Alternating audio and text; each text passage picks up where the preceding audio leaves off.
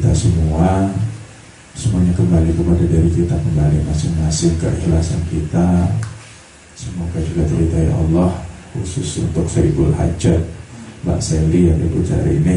Semoga kabul hajatnya dan diterima semua ibadahnya. Untuk malam ini punya kajian itu nggak ada materinya ya. Saya bahas sedikit tadi. Untuk kajian saya hanya akan bahas gini, ada yang nanya tentang masalah khususnya untuk pemirsa yang ikut di grup di Facebook grup ya, kayak Studio dan Padepokan Singoluhur. Itu saya sudah memposting tentang sebuah artikel mengenai bagaimana harus memulai. Di situ saya menerangkan bahwa banyak orang yang ingin belajar ilmu spiritual, banyak ingin belajar gitu ya, nanya-nanya, apalagi tempatnya jauh, tempatnya terkendala biaya, waktu. Nah itu saya di situ sedikit memberikan ulasan bahwa untuk modal dasar dulu untuk para pemirsa khususnya yang ikut di grup, banyak yang nanya tentang amalan yang saya berikan. Amalan yang saya berikan itu ada sanadnya. Pemirsa yang nanya, sanadnya itu ada. Sanad itu adalah saya ambil cuplikannya adalah saya ambil dari Dzikir Manaqib ya. Dari Dzikir Manaqib, bukan manaqibnya, tapi dari Dzikir Manaqib yang dibikin oleh Zainal Kiram Kiai Haji Ahmad Muzakisah selaku guru bagi saya dan gurunya guru saya, itu adalah beliau. Dan alhamdulillah saya diijazahkan langsung 2 kali. Saya langsung diijazahkan, bukan saya ngikut ke guru, ke imam sini, enggak. Saya langsung ketemu dengan, diajak oleh Romo Yai Nur, itu diajak langsung ketemu sama Romo Yai Muzaki dan diijazahkan langsung 2 kali di situ bahwa silahkan mengamalkan itu, diistiqomahkan. Dan itu saya bagi dan saya cuplik, padahal itu panjang banget, apalagi kalau yang ada di buku Dzikir Manaqib itu kan panjang banget. Saya ambil inti-intinya. Untuk apa sih intinya itu? Intinya adalah bagi yang ingin memulai itu, modal dasarnya itu adalah membuat lahan dulu. Nah, jadi kamu belajar begitu, siapkan dulu lahannya. Nah, kan banyak nih orang datang ke sini, lahannya nyiapin di sini, di Padepokan nyiapin lahan. Nah ini kan karena nggak bisa datang, siapin dulu lahannya. Ya. Lahannya itu adalah hati kita dan pikiran kita. Nah, jadi ini yang sebenarnya paling sulit sih, dasar.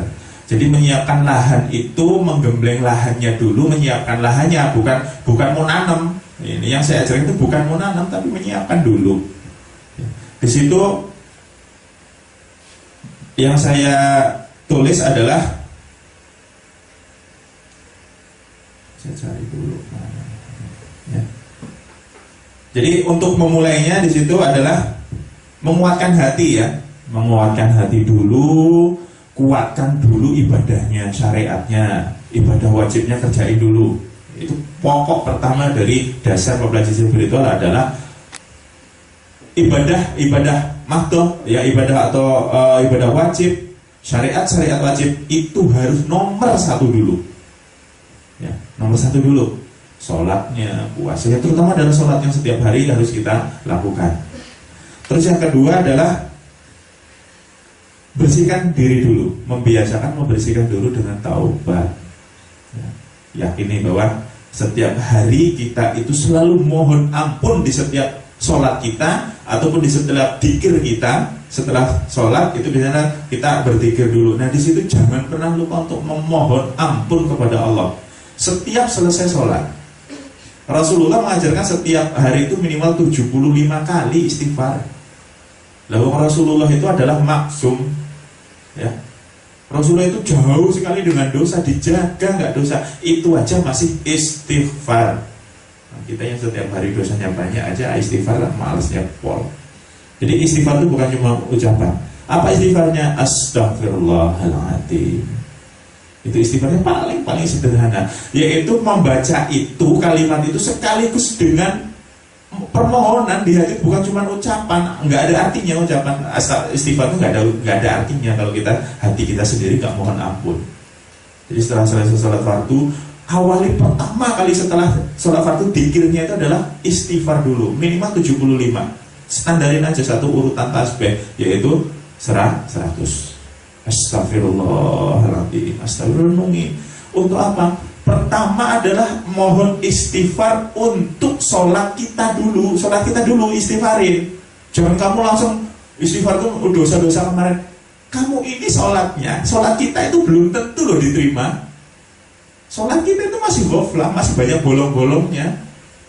Gerakannya mungkin benar, tapi pikiran kamu kemana? Berarti sholat kita loh belum tentu yakin. Bukannya nggak yakin dengan sholat. Ingat, kalau masalah ibadah itu rukun syarat sudah dilakukan, itu jangan sok yang penting yakin. Itu beda dengan urusan yang penting yakin. Intinya adalah kita mohon ampun terhadap ibadah yang baru saja kita laksanakan. Ya Allah, astagfirullahaladzim, ya Allah, ampuni kesalahan dalam sholat saya tadi. Sisanya adalah dosa antara sholat yang sebelumnya ke sholat ini. Mungkin kamu sholat maghrib, berarti di antara asar dengan maghrib mungkin saja kamu melakukan perbuatan yang melanggar syariat. Kamu dosa, mohon ampunan untuk hal yang kamu perbuat tadi. Jadi pokok istighfar pertama adalah mohon ampun terhadap ibadah yang baru saja kita lakukan. Jadi kalau kita ini habis sholat terus istighfar, oh bayangnya mohon doa yang pernah dilakukan, ya doa-doa masa lalu, itu sombong namanya. Padahal benar loh, tapi sombong. Seolah-olah sholat kita tadi sudah benar, kamu langsung mohon ampun yang lalu. Jadi benarkan dulu, mohon ampunkan kepada ibadah yang barusan kita laksanakan. Jadi istighfar 100 kali. Terus kemudian biasakan melakukan puasa sunnah, Senin Kemis itu sunnah, atau Daud hari puasa sehari enggak. Terus kemudian puasa pertengahan bulan dimulai dari 13, 14, 15 atau 14, 15, 16 itu sunnah juga. Mana yang paling gampang? Kalau puasanya mutih boleh nggak belum rayahnya, nggak usah pakai puasa gitu. Puasa sunnah dulu, belajarnya di puasa sunnah, membiasakan diri dengan puasa sunnah. Kalau puasa Senin Kemis dirasanya kok jauh amat sih jaraknya, ya Daud Senin hari ini puasa, besok enggak, besok puasa lagi, besoknya lagi enggak, gitu terus gitu ya. Sampai kita terbiasa dengan puasa. Nanti kalau sudah asik dengan puasa, tirakat loh kaget. Benar? Karena nggak biasa tirakat, tiba-tiba kamu belajar ketemu guru suruh tirakat, nggak biasa diawali dengan membiasakan diri dengan puasa-puasa kayak gitu, nggak bilang malah. Nah, biasain puasa sunnah. Yang paling umum adalah Senin Kemis atau puasa pertengahan bulan atau puasa Daud. Gak usah pakai puasa-puasa yang mutih, yang ngeblang, yang rawat, itu belum pakai puasa-puasa ini. Terus kemudian membiasakan dengan sholat malam, tahajud. Jadi di sholat malam itu saya dulu biasanya ini kalau sudah puasa malamnya itu nggak pernah telat. Jam 1, jam 2 bangun, ya tidurnya itu kalau bisa jangan lewat jam 10. Sebelum jam 10 itu udah tidur. Ini untuk pemirsa di rumah, kalau kamu santri mah nggak ngaruh gitu loh. Maksudnya untuk pemirsa saya ngasih penjelasan tentang yang saya posting di Facebook. Jadi biasakan tidur itu jam 10. Ya. Kalau kita biasa tidur lewat jam 12, nanti bangunnya susah benar bangunnya. Kalau kita kerjanya berat, biasakan tidur setelah habis isya jam 9. Nanti loh bangunnya itu enteng. Kita berat itu karena kebiasaan terlena, mainan HP sampai jam 1, jam 12.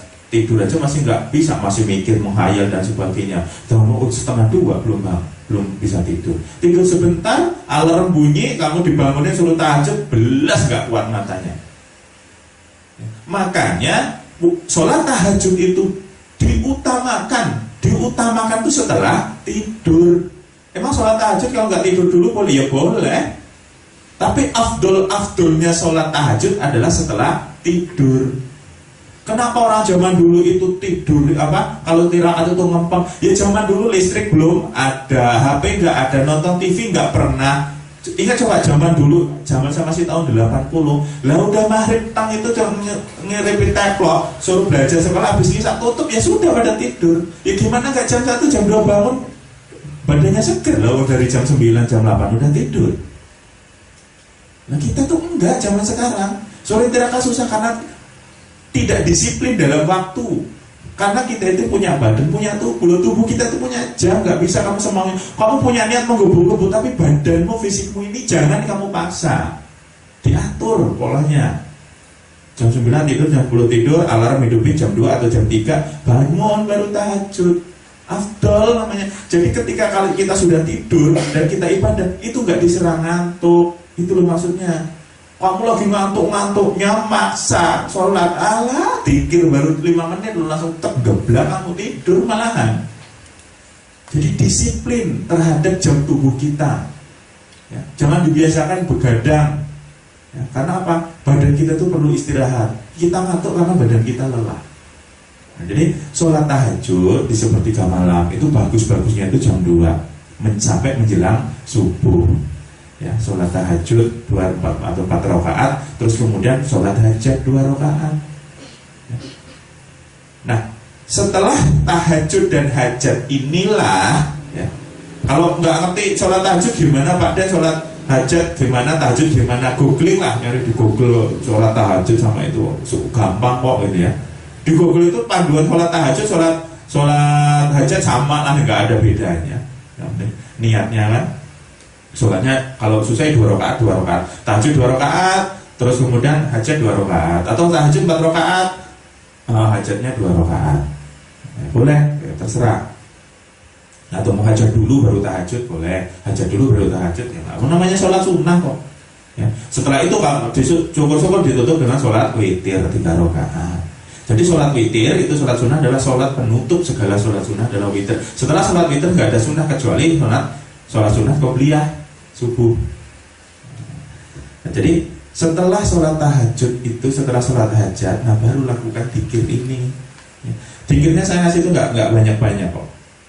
Yang pertama yang saya tulis istighfar 100 kali.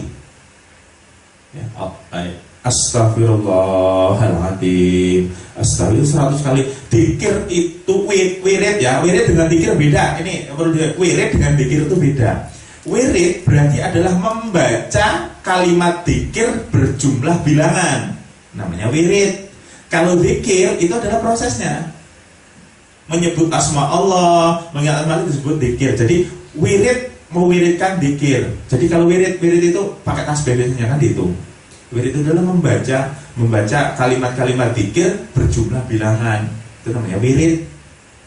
Kadang orang wirid dzikir dianggap sama, ada beda. Mesti ngertinya bodoh. Nah, wirid dengan dzikir beda. Ya. Jadi wiridnya adalah membaca dzikir istighfar 100 kali. Astagfirullahaladzim, gak usah cepet-cepet. Satu kata yang kita ucapkan diresapi benar-benar. Diresapi benar-benar. Jangan ngejar wirid loh. Oh 100, astagfirullah, ngejar 100. Ini gak ada artinya.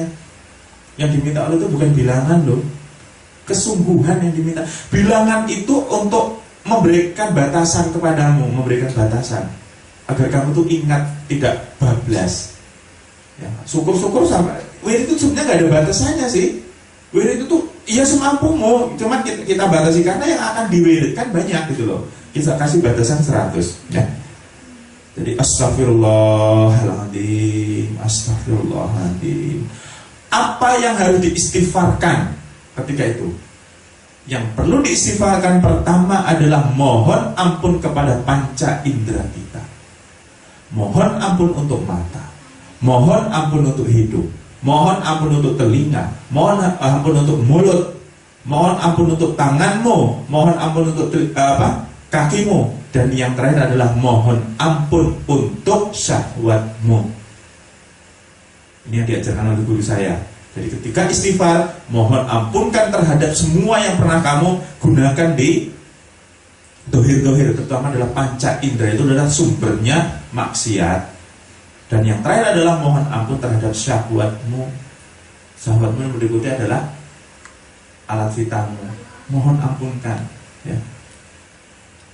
Jadi istighfar. Terus kalau sudah istighfar, biasanya kalau sudah terbiasa, boleh ditambah membaca doanya Nabi Yunus alaihissalam. Apa coba doanya Nabi Yunus itu? La ilaha illa anta subhanaka inni kuntu minadh dhalimin. Doanya Nabi Yunus. Jadi saya biasanya kalau istighfar tambahin itu astagfirullahaladzim. Setelah itu baru la ilaha illa anta subhanaka inni kuntu minadh dhalimin. Ini istighfarnya Nabi Yunus yang luar biasa. La ilaha illa anta, tidak ada Tuhan kecuali Engkau ya Allah. Subhanaka inni kuntu, sesungguhnya aku ini adalah hamba yang dolim. Jadi bukan cuma istighfar. Nabi Yunus itu saking merasa bersalah karena meninggalkan umatnya, sehingga ia diuji oleh Allah sehingga dia mohon ampun ya. Jadi boleh ditambahin, kalau nggak ditambahin nggak apa-apa ya. Istighfarnya kedua adalah mohonkan ampun untuk kedua orang tua, untuk guru-guru kita, dan untuk muslimin dan muslimat. Siapa? Yaitu saudara kita. Bagaimana bacanya? Ini di kalau di sini di C ya, di B. Mohon ampun untuk orang tua, guru-guru kita, dan untuk kaum muslimin muslimat. Pertama, mohon ampun untuk kedua orang tua. Astaghfirullahaladzim li abi wa ummi. Berapa jumlahnya? 11. 7 atau 11. Astaghfirullahaladzim li abi wa ummi. Astaghfirullahaladzim li abi wa ummi. Mohonin ampun untuk orang tuamu. Kamu mohon ampun untuk dirimu, padahal kamu gak pernah mohonin ampun untuk orang tuamu. Kenapa sih harus orang tua? Ya karena kita itu anak loh, yang akan diterima pahalanya oleh Allah ketika orang tua meninggal pun adalah doanya anak. Termasuk mohonkan ampun kepada orang tua itu istighfar, itu adalah doa di situ. Kamu sebagai anak jangan pernah lupain orang tua. Kadang ada karena saking dendam dengan orang tua, karena merasa disakiti, karena merasa dulunya itu diterlantarkan orang tua, sampai dia nggak mau mohonkan doa kepada Allah. Padahal hakikat doa itu balik kepada dirinya sendiri. Setiap kita doa mohon ampun orang, sebetulnya hakikatnya kita mendoakan diri sendiri. Karena Allah itu suka dengan orang yang berdermawan. Dermawan dalam apa? Dalam doa dan dalam harta. Kita dermawan harta, hakikatnya adalah dermawan untuk diri sendiri. Kita nggak punya harta dermawan, ini sih apa susahnya kirim istighfar, gitu kan? Jadi mohon ampun adalah astaghfirullahaladzim li abi wa ummi. Yang kedua, khusus untuk guru kita. Siapa guru kita? Guru yang pernah mengajarkan kita dari kecil, termasuk orang tua, guru TK, guru SD, guru SMP, guru SMA, guru-guru ngaji, sampai guru-guru yang kita anggap menjadi guru. Bacaannya adalah astaghfirullahaladzim li ustadi. Astaghfirullahaladzim li ustadi. Astaghfirullahaladzim li ustadi. Astaghfirullahaladzim li ustadi. Sama 7 atau 11. Terus kemudian adalah mohon ampun untuk saudara-saudara kita kaum muslimin dan muslimat di seluruh dunia.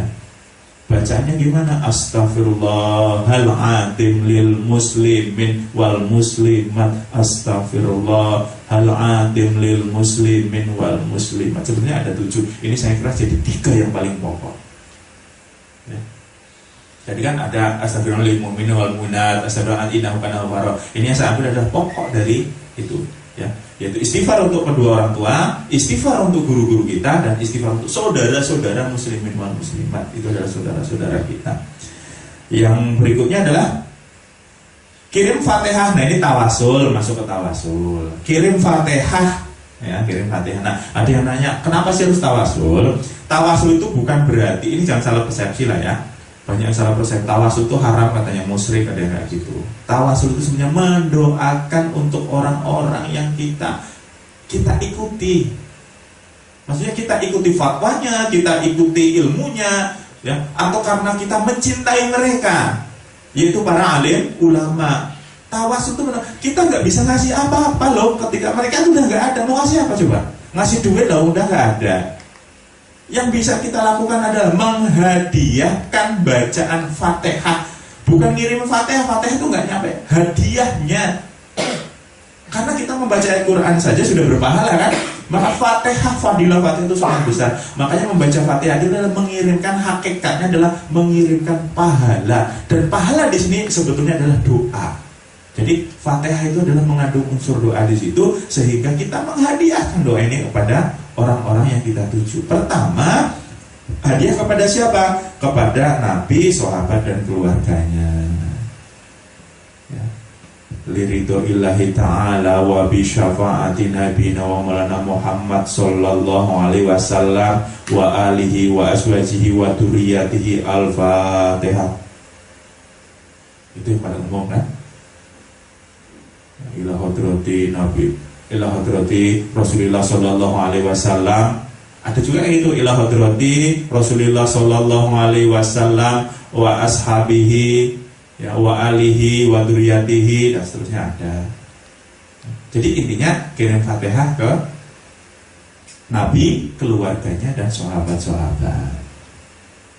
Terus yang berikutnya adalah kirim Fatihah untuk Nabi Khidir dan Nabi Ilyas dan malaikat muqarrabin. Kenapa sih harus malaikat? Kenapa kok Nabi Khidir dan Nabi Ilyas? Ya karena ini saya nggak terlalu panjang, karena sanadnya itu dari guru saya begitu ngajarnya. Ya sebetulnya ada batilahnya. Kenapa Nabi Khidir banyak ceritanya? Nabi Khidir ini adalah lautan ilmu. Ya. Nabi Ilyas ini adalah banyak, kalau Nabi Ilyas itu banyak fadilah juga ya, maksudnya karena ini berkaitan dengan sanad sehingga saya tidak terlalu banyak kan memberikan gambaran. Intinya dua Nabi ini adalah memiliki sanad kepada guru-guru ya. Jadi khusus untuk Nabi Khidir, Nabi Ilyas dan Malaikatul Muqarrabin. Bagaimana cara tawasulnya? Illa hadrati Nabiullah Khidir alaihissalam wa Nabiullah Ilyas alaihissalam wa ila arwahi anbiya'i wal mursalin wa syuhada was solihin wal ulama'il amilin wal malaikatil muqarrabin sayyidina Jibril, Mikail, Israfil, Israil wa hammalatil arsy alaihimussalam, baru Fatihah. Jadi malaikat muqarrabin, Jibril, Mikail, Israfil, Israil dan malaikat penunggu arsy wa malaikatil muqarrabin, Jibril, Mikail, Israfil, Israil wa hamalatil arsy alaihissalam. Jadi ila hadrati Nabi Khidir alaihissalam wa ila Nabi alaihissalam wa ila arwahi anbiya wal mursalin wa syuhada was sholihin wal ulama il amilin wal malaikatul muqarrabin sayyidina Jibril, Mikail, Israfil, Israil wa hamalatil arsy alaihissalam. Al-Fatihah. Atau disingkat nggak apa, khususon ala Nabiullah Khidir, Nabiul Ilyas wa malaikatul muqarrabin. Fatihah boleh. Yang penting itu kirim Fatihah disebutin untuk siapa. Terus kemudian mengirimkan Fatihah untuk Sultanul Aulia Syamsul Qadir Jailani. Nah, dia nanya juga, kenapa harus Syamsul Qadir Jailani? Karena kita masalah kewalian ya, masalah kewalian. Banyak kita mengambil barokahnya dari ilmunya para wali dan sultan ya, rajanya para wali ini adalah Syamsul Qadir Jailani. Jadi kita meminta barokahnya, terutama barokah ilmu dan barokah dzikir yang diturunkan kepada guru-guru kita sampai ke kita, itu yang kita minta barokahnya, sehingga kita mengirimkan hadiah Fatihah untuk orang yang memberikan barokah. Ya. Barokah itu dari Allah. Munculnya barokah dari Allah karena kewalian, karena kealiman dari para waliullah ini turun barokahnya, dan kita minta luberan sedikit saja dari barokahnya, sehingga kita mengirimkan Fatihah untuk mereka. Bagaimana bunyinya? Ila hadrati Sultanul Aulia Syekh Abdul Qadir Jailani. Al-Fatihah. Itu yang paling singkat. Kalau dipanjangin panjang banget. Kita ambil karena rata-rata yang mau mengamalkan baru pertama gitu loh, baru dikasih panjang. Kalau mau dipanjangin boleh ya. Ila hadrati Sultanul Aulia il Arifin Kubai wal Khawsi Somadani Syedira Syamdul Qadir Jalima Syedi Subiyati Manasyanah Junaidul Badati wa Syaibahatin Naqsobati Rojadi Islami Abu Hamid Ibnu dan seterusnya. Ini berkaitan dengan Torekoh. Nah, karena saya nggak ngajarin masalah Torekoh, di sini diambil Sultanul Aulia-nya saja ya. Ila hadrati Sultanul Aulia Sayyidina Syekh Abdul Qadir Jailani. Al-Fatihah. Sudah cukup itu aja. Terus kemudian kirimkan Fatihah kepada orang yang ingin dijadikan guru. Ya. Saya punya guru. Guru saya adalah yang pertama kali mengajarkan sanad ini adalah Yai Nur Wahid. Yai Nur Wahid ini muridnya Yai Haji Ahmad Muzaki. Jadi dua orang inilah yang saya selalu jadikan batu loncatannya. Khususan ala Ustadina Kiai Haji Nur Wahid wa Ali, wa khususan ala Ustadina Kiai Haji Ahmad Muzaki Sah Al-Fatihah. Itu guru saya. Itu kalau saya tawasulnya ke situ. Nah, kalau untuk pemirsa, silahkan ditawasulkan kepada orang yang dianggap menjadi guru, walaupun belum pernah ketemu gurunya. Ada yang gini, nanya gini, Pak Den, boleh saya bertawasul kepada Pak Den, mohon barokahnya. Saya nggak punya barokah, tapi kalau mau bersanad kepada saya, monggo, silahkan. Ada yang nanya, namanya Pak Den aslinya siapa? Kan mau kirim Fatihah gimana, namanya Pak Den, ya nggak harus ke saya gitu loh, maksudnya nggak harus ke saya. Tapi ada yang nanya, pinginnya karena ini yang memberikan amalannya dari saya, dia pingin mensanadkan lewat saya gitu. Ya monggo, nggak apa-apa, nggak masalah. Atau ke guru lain nggak masalah. Tapi afdolnya sebuah amalan adalah berdasarkan siapa yang ngasih kan gitu. Mau kirim lewat saya, monggo. Jadi nama saya itu yang ada di Facebook. Ya, nama panggilan. Sebetulnya nama itu gak disebut, gelar juga sudah cukup. Yang penting kunci dari ketika kita akan mengirimkan kepada orang guru yang masih hidup, walaupun dia itu jauh, ya walaupun itu jauh belum pernah ketemu, tapi kita tahu gambaran orangnya. Cukup ketika kita bertawasul kirim Fatihahnya adalah membayangkan wajahnya. Misalkan khususon ala Pak Den Al-Fatihah, tapi ada bayangannya saya, jangan keliru nanti. Nah, itu kalau mau disanadkan saya. Kalau ke guru yang lain ya monggo silakan. Mungkin kan gurunya banyak, ya silakan. Mau dikirimkan Fatihah saya ya monggo. Atau pakai nama yang di Facebook. Ya. Khususon ala Aum Fauzi. Itu yang paling karena Fauzi itu nama belakang saya. Diambil di situ. Ya, namanya dari situ, nama panggilan saya dan nama asli saya Aum Fauzi. Pak Den itu kan karena Raden Mas diambil depannya saya nggak mau pakai nama gelar-gelar kayak gitu. Cukup diambil nama depannya, ya, nama depannya saja. Pakai nama Pak Den boleh, pakai nama saya Aum Fauzi boleh, ya, silakan. Yang penting itu tadi ketika kita mau kirim Fatihah, saya sama. Ketika saya kirim Fatihah kepada guru saya itu saya bayangin wajahnya, ya karena itu guru saya. Ya.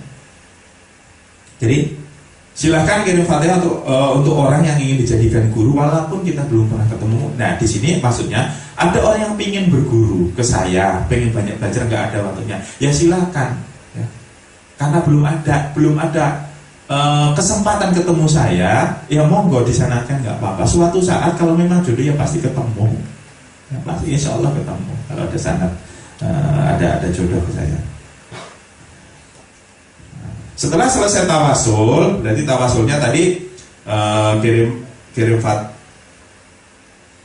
tawasulnya adalah kirim Fatihah untuk Rasul Nabi, sahabat, keluarga, kirim Fatihah untuk Nabi Khidir, Nabi Ilyas, malaikat mukarrabin, kirim Fatihah untuk Syekh Abdul Qadir Jailani, dan kirim Fatihah untuk guru atau orang yang ingin kita jadikan guru, atau orang yang memberikan ijazah itu, atau orang yang memberikan amalan. Terus selanjutnya adalah baca sholawat Nabi 100 kali. Allahumma sholli ala Muhammad, itu yang paling rendah. Atau sallallahu ala Muhammad boleh. Atau Allahumma sholli ala Sayyidina Muhammad boleh. Intinya adalah sholawat itu adalah Allahumma sholli ala Muhammad, sallu ala Muhammad. Itu paling inti dari ya, ucapan selamat kepada Rasulullah. Berapa 100 kali? Kenapa sholawat? Karena faedah manfaat sholawat sangat banyak. Kita meminta apa sih dengan sholawat? Yang pertama, tanpa adanya Rasul kita tuh gak ngerti Allah. Gak ngerti adanya Rasul itu loh. Sholawat itu juga bagian ucapan terima kasih kita kepada Rasulullah karena telah mengenalkan Allah ke dalam diri kita. Dan kita juga mohon syafaatnya nanti di yaumul qiyamah, karena orang-orang yang mendapatkan syafaatnya adalah orang-orang yang tidak pernah bertemu Rasulullah tapi selalu menyebut, memberikan selamat kepada Rasul. Itu adalah orang yang akan dapat syafaat. Siapa? Ada yang pernah ketemu Rasul? Enggak. Maka umat yang paling didahulukan adalah umat akhir zaman yang tidak pernah ketemu Rasul tapi mencintai Rasulullah, itu didahulukan ketimbang sahabat Nabi yang pernah ketemu langsung. Bayangin, orang belum pernah ketemu tapi cinta luar biasa. Nah, kita ini bukan sahabat karena nggak ketemu langsung gitu loh. Jadi dengan membaca sholawat itu tujuannya adalah kita ucapan terima kasih kepada Rasulullah. Tanpa Rasulullah apalah kita ini sekarang gitu kan. Yang kedua adalah memohon syafaat, memohon berkahnya semua. Karena banyak membaca sholawat itu adalah membukakan banyak sekali pintu-pintu rezeki, pintu keberkahan, pintu kemudahan dan seterusnya. Terus berikutnya adalah baca kalimat la ilaha illallah, kalimat tauhid. Berapa? 100 kali. Dan ini juga nggak boleh buru-buru ya. Wirid sholawat, wirid la ilallah itu pelan aja. Nah, untuk kalimat la ilaha illallah ini mungkin agak beda. Ketika berbicara la ilaha illallah, mengucapkan la ilaha illallah, la itu artinya tidak ada. Illallah kecuali. Apa yang tidak ada? Semuanya nggak ada. Jadi ketika la itu nggak ada apa-apa. Ilallah kecuali Allah, ya nggak ada, karena kita nggak sanggup membayangkan Allah, nggak sanggup memanifestasikan gambar Allah seperti apa. Kita nggak sanggup membahas tentang Allah itu nggak, apalagi bayangin nggak bisa. Sehingga ketika la, jangan sampai ada sesuatu dalam pikiran dan hati kita. La tidak ada sama sekali. Berarti kosong, ya kosong, nggak mikirin apa-apa. Jadi orang bicara baca la ilaha itu sebenarnya kosong karena nggak ada apapun kecuali ya Allah sendiri. Kita nggak bisa menggambarkan.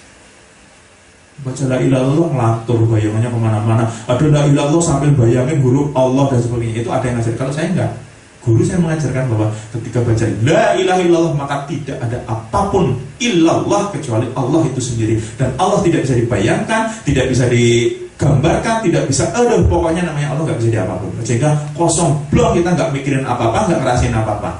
Ini adalah tersulit dari sebuah zikir. Kalau kita bisa la ilaha illallah ngeblok, harusnya sholat pun bisa khusyuk. La ilaha illallah aja udah nggak bisa ngeblok, masih ada. Jadi la ilaha illallah, la ilaha itu kosong, nggak mikirin apa. Bahkan kita nggak mikirin dengan ucapan kita sendiri. Oh nanti kalau udah itu loh, wayahnya tasbih ini menyampai 100 loh, berhenti sendiri biasanya, berhenti sendiri Pak. Jadi ingat ya, untuk pemirsa ketika membaca la ilaha illallah ini beda dengan la ilaha illallah yang berkaitan dengan lataifnya orang-orang tarekoh ya. Orang tarekoh beda, la ilaha tarik nafas ada itu enggak usah, saya enggak ngajarin itu karena saya juga bukan tidak mengikut tarekoh ya. Jadi banyak sekali teori-teori tentang la ilaha illallah, tapi teori yang saya pakai itu adalah mengosongkan pikiran dari segala sesuatu, bahkan mengosongkan dari kalimat la ilaha illallah sendiri. Kita ngucapin tapi kita mengosongkan dari kalimat itu, karena tidak ada apapun kecuali Allah. Terus berikutnya adalah setelah 100 kali baca ya latif. Ya latif ini pokok dari awal untuk belajar spiritual, yang mohon lembut. Ya latif, ya berapa ya latif itu dalam satu hari, satu malam itu minimal adalah 1000 kali dibaca wiridnya. Jadi setelah itu ya latif, ya latif, ya latif, lembut, minta kelembutan kepada Allah. Karena yang akan kita hadapi dalam spiritual adalah hal-hal yang lembut, lembut hati, lembut pikiran, lembut jiwa, lembut sukma, semuanya ingin kita lembutkan di situ. Mohon kepada Allah. Kamu pengen bisa lihat jin itu lembut dari ya latif. Tapi jangan mikir pengen bisa melihat jin loh. Amalan ini saya nggak ngajarin untuk bisa melihat ini, bisa itu, enggak. Ini itu untuk amalannya adalah untuk tadi membuat ladang gitu loh.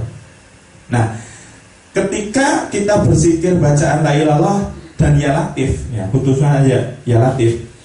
Ini adalah mata terpejam dan kemudian ditekuk ke atas matanya, yaitu ke kening. Ya seolah-olah kita melihat kening tapi matanya akan ditekuk ke atas. Maksudnya itu seolah-olah melihat ke atas di ujung kening ini, biar khusyuk. Kalau kamu matanya biasanya longgar kayak gini, kamu susah khusyuknya.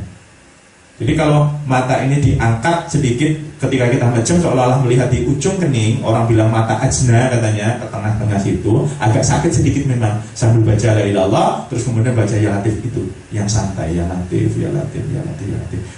Nah, kalau ketika membaca ya latif ini entah pada hitungan berapapun, akan muncul efek-efek yang ini yang dikiranya nanti berhubungan dengan gue, padahal enggak. Biasanya efek yang muncul, badan menjadi ringan seperti terbang melayang. Ya, mungkin dibacaan di ke-300 ya Latif, ya Latif, ya Latif itu enteng, badan itu kayak terbang. Sensasi, ada sensasinya.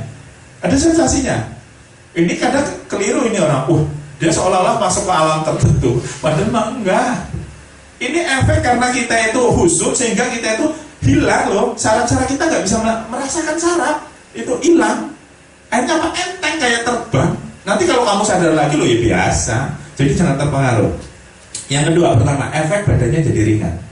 Yang kedua adalah seolah-olah kamu melihat sinar yang berkelebat di dalam mata itu. Ini yang paling seru, ya paling umum ini, ya. Jadi sampai lihat itu, melihat sinar, saya nggak aneh itu. Itu loh efek dari mata kita, ya, dari pupil mata kita ini karena ditekuk, karena ditekuk itu banyak sekali, maksudnya itu di dalam itu tuh saraf-saraf itu nggak ini agak kejam gitu loh, sehingga muncul penglihatan itu. Sekarang kalau nggak percaya nih, mengajak pupil matamu bisa melihat cahaya dalam gelap, itu adalah dengan cara menjemin mata itu kejem, tapi jangan lihat biar putihnya, biar hitamnya di sini. Ini apa sih bahasa kita ini, ujungnya ini tempelkan pas, tekan dua-duanya, tahan. Jangan lihat apa, lo nanti terang sendiri. Di dalam itu kayak ada listrik, itu tahu terang. Itu dikiranya kalau yang nggak ngerti, itu ajaib. Enggak, itu mengalami. Ya nanti kalau nggak percaya kita. Tapi setelah kamu buka nanti beneran ngeblur itu hampir sekitar 3 atau 5 menit ngeblur matanya. Kamu nggak bisa lihat nanti. Karena dari dulu tuh saya kok senang kalau kayak gitu. Waktu pikir, ya masa juga. Ini loh, ini kan tulang nih nonjol, itu ditekan pas ditekan di tengah-tengah pupil itu agak kencang, ini jangan terlalu keras. Biarin dulu. Saraf itu nanti tok dia stres. Nanti tiba-tiba itu kayak sinar itu terang banget. Biar itu kayak terang kayak listrik. Nah ini kalau nggak ngerti ilmu tentang masalah mata dikiranya, aku dapat sinar ini. Ada yang nanya, Pak, ini saya matanya ke sini tuh ada sinar berlebar gini-gini. Udah biarin aja, nggak usah. Itu sensasi. Sensasi. Terus kemudian yang ketiga mungkin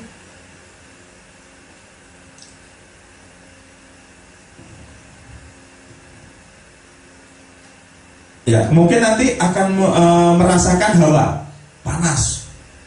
Tiba-tiba kayak ada angin, panas gitu ya. Tapi nanti dingin. Jangan heran itu hawa tubuh kita kok.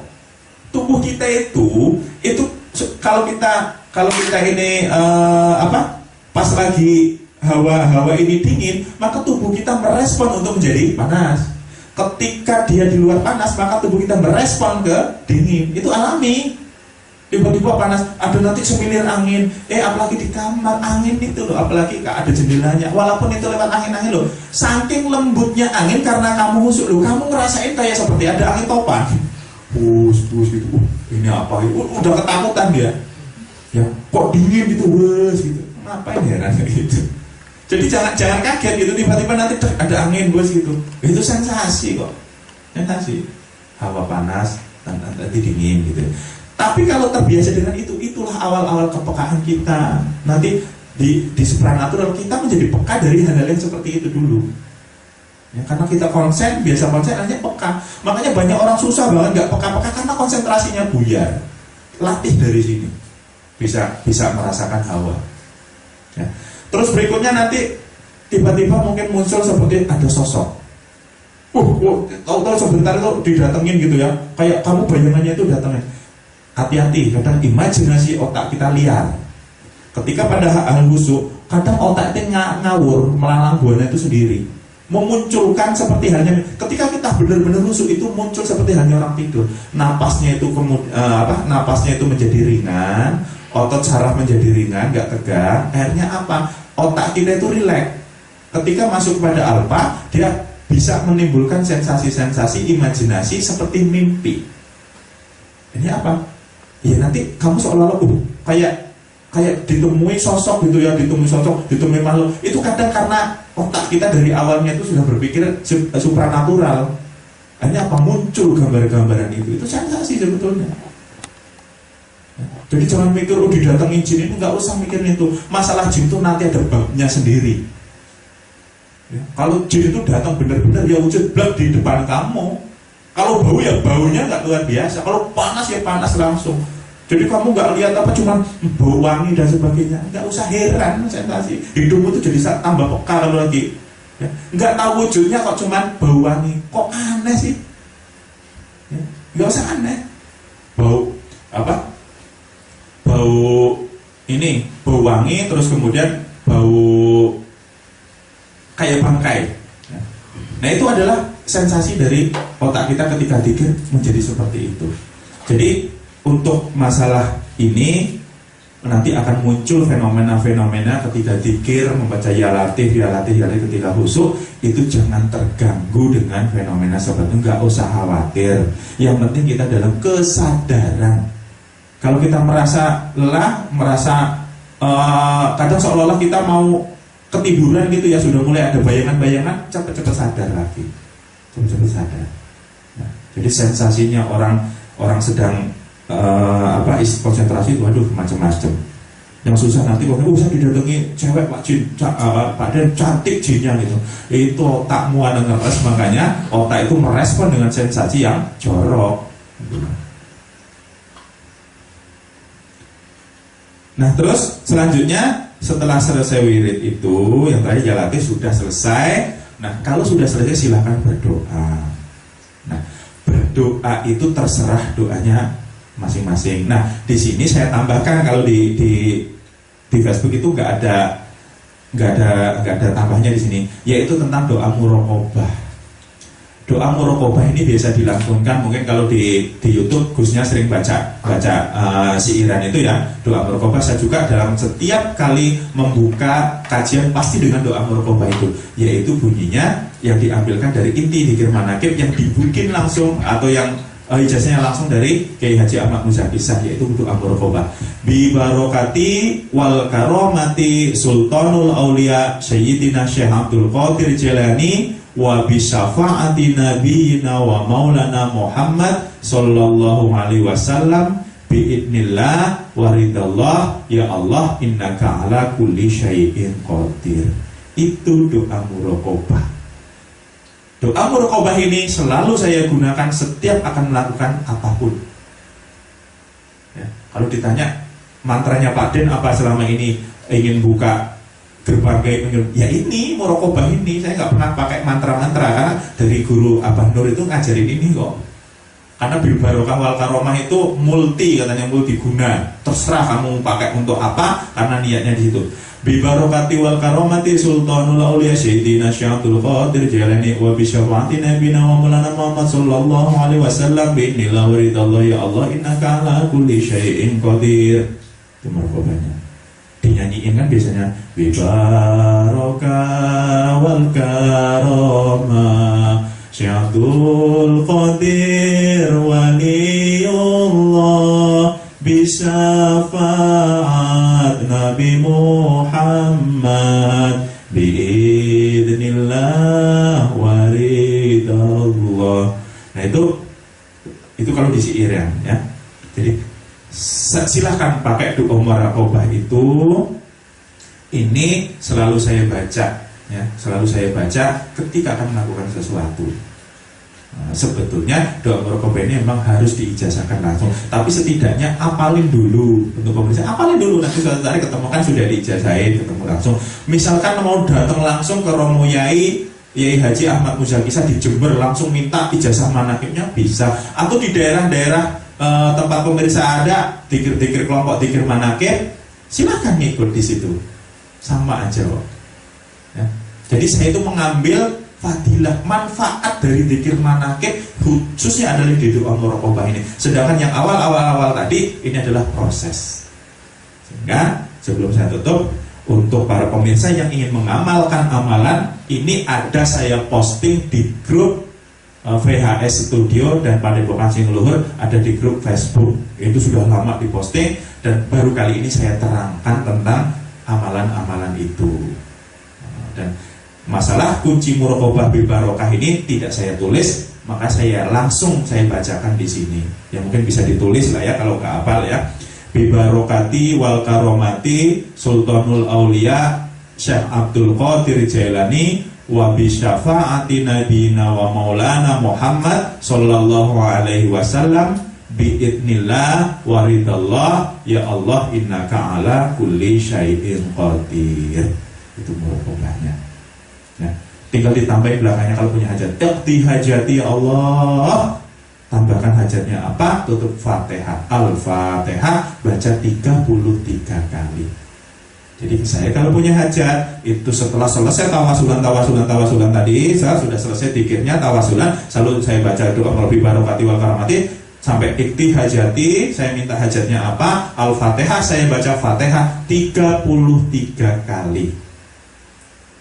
Ini sesuai dengan panduan yang dijasakan adalah 33 kali. Ya kalau buat 100 ya 100. Nah, itu tadi ada yang nanya juga, gimana sih membaca Fatihahnya Pak Den? Ya ini sebenarnya sebelum membaca Fatihah selalu diawali dengan murokobah itu. Itu yang saya amalkan. Padahal baca Fatihah sih nggak usah dari saya juga, banyak yang membaca juga bisa gitu. Yang baca dari Quran aja lihat bisa, di HP banyak. Tapi ini adalah karena ada sanadnya dari Fatihah, itu ada sanadnya dari guru-guru saya, maka diawali dengan murokobah, lalu iktihajati, lalu baca Fatihah 33 kali. Dan dalam setiap habis sholat maghrib, saya tidak pernah, insya Allah akan saya istiqomahkan, yaitu membaca Al-Quran walaupun cuma 1 lembar ya. Yang penting istiqomah loh, walaupun sedikit, atau 1 ruku lah ya, 1 ain, orang itu 1 ain. Dan setelah saya membaca Al-Quran, saya tutup dengan baca surat Al-Jin.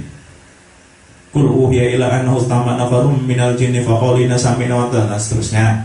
Itu di surat Al-Jin nomor 72 ya, surat nomor 72. Nanti ada yang nanya, untuk apa baca surat Al-Jin? Karena saya ini setiap hari ketemu berkaitan dengan hal yang berkaitan dengan jin. Saya mohon barokahnya dari Allah. Ya Allah, saya minta barokahnya dari suratul jin, karena saya banyak berkaitan dengan itu. Jadi untuk apa? Nah ini saya jawab di sini.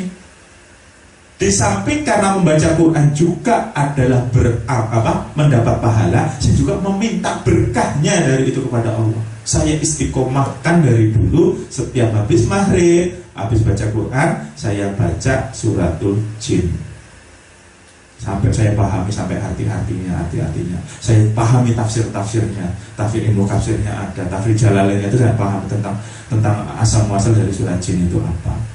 Ya, karena itu tadi, karena saya sering berkaitan ini dengan masalah-masalah surat masalah dengan jin ya, makanya kita minta dari mana kuncinya. Apakah ya Allah itu bisa saja ngasih kita, cuma saya melewat barokah, mohon barokah dari suratul jin, agar Allah memberikan pemahaman kepada saya tentang dunia mereka ya, tentang bagaimana menghadapi mereka. Itu saya minta barokahnya dari surat itu.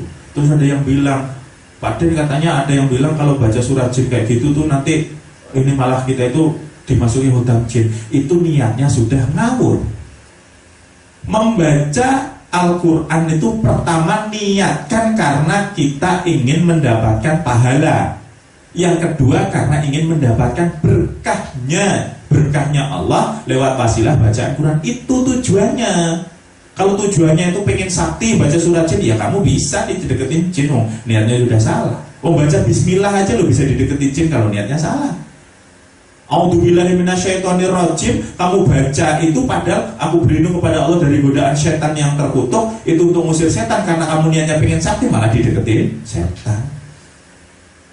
Jadi malu biniat, bacaan itu tergantung niatmu untuk apa.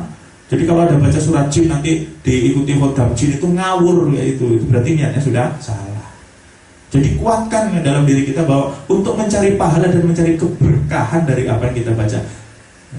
Jadi nggak cukup dengan doa, ya doa tetap wajib, tapi meminta berkah dari setiap ayatul Quran itu juga kita perlu. Jadi setiap hari istiqomahkan baca Al-Quran ya. Nggak bisa habis maghrib, habis isya. Nggak bisa habis isya, habis subuh. Nggak harus habis maghrib. Cuman karena kenapa sih saya ambil waktu habis maghrib? Habis maghrib bagi saya adalah waktu-waktu yang paling afdol, karena waktu maghrib ke isya itu kan kita masih suci, karena waktunya kan nggak panjang sih. Habis selesai itu nggak lama, langsung sholat isya gitu loh. Ya nggak harus habis maghrib. Yang penting dalam 1 hari istiqomahkan membaca Al-Quran ya. Jangan membaca update status yang dibaca. Cekrek, video dulu cekrek tuman. Ya. Nah, jadi baca Al-Quran ya. Jangan pernah lupa. Walaupun kita itu tiap hari main game, yang nge-game, update status, tetap ya nggak masalah sih. Siapa juga yang melarang main game. Tapi jangan pernah lupa istiqomahkan membaca Al-Quran. Baik, untuk para pemirsa, mungkin di lain waktu, karena ini kalau di online seperti ini, di video itu nggak bisa panjang lebar. Seandainya datang langsung, diberi kesempatan bisa bertemu dengan saya untuk bertukar pikiran masalah-masalah amalan, karena saya juga nggak merasa pintar tuh, nggak ngasih kayak itu, bukan saya itu berarti pintar, alim, soleh itu nggak, demi Allah saya bukan itu. Saya hanya ingin berbagi tentang amalan kepada semua pemirsa yang kadang ambisi pengen sekali belajar ke sini nggak ada waktu. Saya makanya ngasih amalan untuk membuat lahannya dulu, benarkan lahannya dulu, baru suatu saat nggak harus ketemu saya, nggak harus ketemu Gusnya, nggak harus di Singoluhur, silahkan belajar di tempat lain. Yang penting sudah punya basicnya, punya ladang yang sudah cukup untuk ditanami. Ya mungkin jika berjodoh dengan saya, dalam artian jodoh keilmuan, bukan jodoh-jodoh yang lain, kita akan ketemu, kita bisa panjang lebar ngobrol, banyak sekali yang sudah memang ketemu dengan saya langsung minta diijazahkan, saya ijazahkan juga. Terus kemudian untuk yang pemirsa yang membeli tasbih lewat istri saya, itu di situ juga ada amalannya. Ya, tasbih itu insya Allah nggak ada khutbahnya, nggak ada lainnya, nggak ada lah, itu hanya doa di dalamnya, ada doa-doa, dan saya nggak ingin khutbah-khutbahan seperti itu. Dan saya kasih kertas panduan, salah satunya adalah panduan yang saya jabarkan ini tadi. Jadi yang punya tasbih ingin mengamalkan amalan itu sudah tidak langsung sudah saya ijazahkan lewat kopiannya, di situ ada di bareng waktu dikirim lewat dengan tasbihnya ya. Jadi itu bukan untuk ilmu gaib dan sebagainya, bukan. Jadi maker tasbih yang dari saya itu amalannya itu semuanya adalah ingin mencari ridho dan keberkahan Allah hanya lewat amalan. Walaupun boleh pakai amalan-amalan, nggak harus pakai amalan saya. Intinya tasbih itu hanya sebagai sarana kita untuk ingat kepada Allah. Kurang lebihnya saya mohon maaf. Akhirul kalam, wabillahi taufiq wal hidayah. Assalamualaikum warahmatullahi wabarakatuh. Waalaikumsalam.